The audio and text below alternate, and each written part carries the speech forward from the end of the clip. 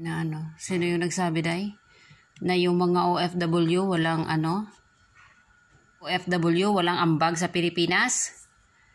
Yung mga OFW yung number 1 na na export sa Pilipinas, bansang Pilipinas. Tapos yung mga OFW, sila pa yung the Philippines is one of the largest recipients of remittances. Money sent home from by overseas Filipinos help power domestic consumption and drive economic growth. So, ang number 1 na nagbibigay ng pera sa Pilipinas ay yung mga OFW.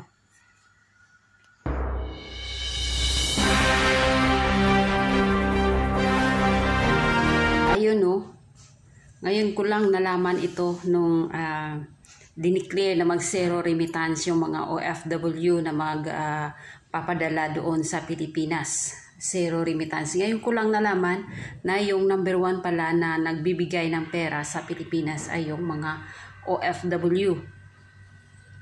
Ang tagal ko nang naging OFW pero ngayon ko lang ito nalaman kung hindi pa nag-declare from March 28 na mag-zero remittance tayo dito. The Philippines is one of the largest recipients of remittances. See? Ang mga OFW pala yung number 1 na nagbibigay ng sources sa Pilipinas ng pera, yung nagbibigay ng pera sa Pilipinas. Ito in 1 year lang, in 1 year. Ang cash remittance ng Philippines ay tumaas kumpara doon sa nung nakaraang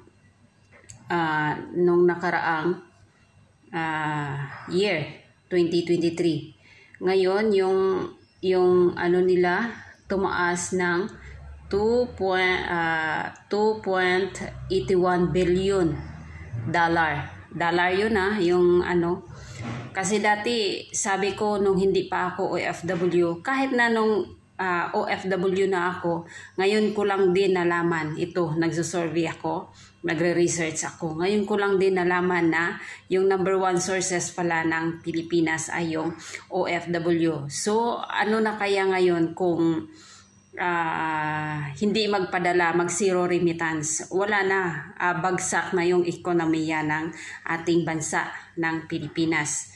1 week lang, 1 week na mag-zero remittance. Aabangan natin kung ano pa yung susunod. Kasi, di ba, yung kapwa mo Pilipino, ibibigay mo sa ibang bansa. Saan yun? Lahat ng mga OFW, kaya pala dati nung naka-experience ako na umuwi nung pandemic, ang mga OFW ay espesyal talaga. Ang ganda ng ni Tatay Digong sa mga OFW. Saludo ako diyan, Tatay Digong. Ang laki ng ng naiambag ng Pilipinas, ng mga OFW sa Pilipinas. Ang export, number 1 export. Kasi dati nung hindi pa ako OFW, lagi kong tinatanong sa sarili ko na sino ang nagpapasweldo sa mga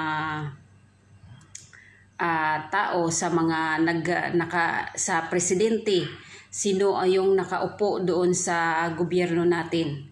Kaya ngayon nalaman ko na yung mga OFW ay isang malaking ambag sa ating bansa. Kung walang OFW, walang pera yung Pilipinas.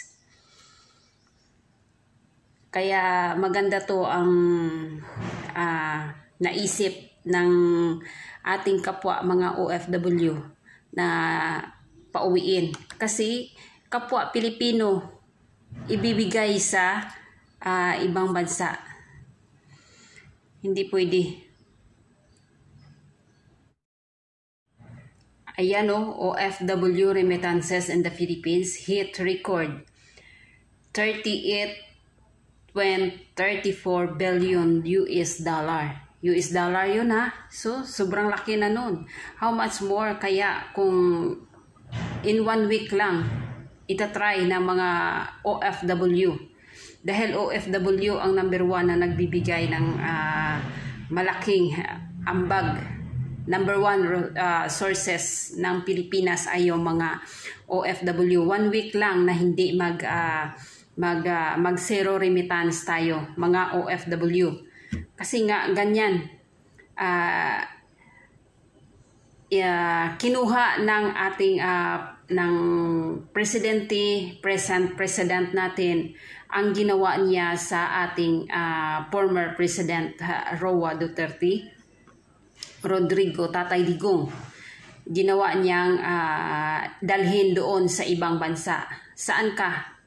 'Di ba? Kapwa Pilipino, isang taong mayroong malaking kabutihang puso na ginawa sa bansa natin sa Pilipinas. Pagkatapos ng lahat-lahat ng nagawa, pagkatapos ganun-ganun na lang yung gagawin. 'Di ba? Napakahirap. Kaya pala, Tatay Digong, saludo ako sa iyo, Tatay Digong. Ikaw talaga yung hero kasi malaking ambag yung ginawa mo sa Pilipinas. Siguro hindi, kasi sa tingin ko hindi ka korap, Tatay Digong. Lahat nasa puso mo, nasa isip. At nasa puso mo talaga ang pagtulong sa mga sambayanang Pilipino, Tatay Digong. Ikaw yung presidente na naging namulatan ko na isang strong and matalinong pangulo ng ating bansang Pilipinas. Kaya ganun-ganun na lang kadali na gawin nila sa iyo yan. Ang paghihirap mo, nabigyan mo ng mga words ang ibang mga mamamayan doon sa Pilipinas. Siguro yan ang pero mga drug addict naman yun, may mga kasalanan naman sa ating bansa. Yung inaalis mo lang kung ano yung mga sagabal sa ating bansa, inaalis mo lang yung mga tinutuwid mo ang mga masasamang gawain dahil gusto mong maipapabuti yung bansa natin, Tatay Digong. Kaya dapat ay doon ka sa bansa kung saan ka naroroon, kung saan ka ipinanganak, doon sa bayan natin, sa bayang isinilangan natin, bansang Pilipinas. Kaya kung isa rin yung kinakatakot ko bilang isang OFW na baka magiging isa kang kagaya doon dati noong 1972, yung sa kay Ninoy Aquino Sr. na yung ginawa sa kanya, yung tinraidor siya ng parang tinawo niya rin ata yun, yung trinaidor siya na paglapag niya doon sa airport ay yun, nakahandusay na siya. Diba? Yan din. Mahirap din pag ganun na dalhin ka doon sa Pilipinas, baka tatraidorin ka rin. Sana ay wag naman ganun. Nabuhay ka po, Tatay Digong.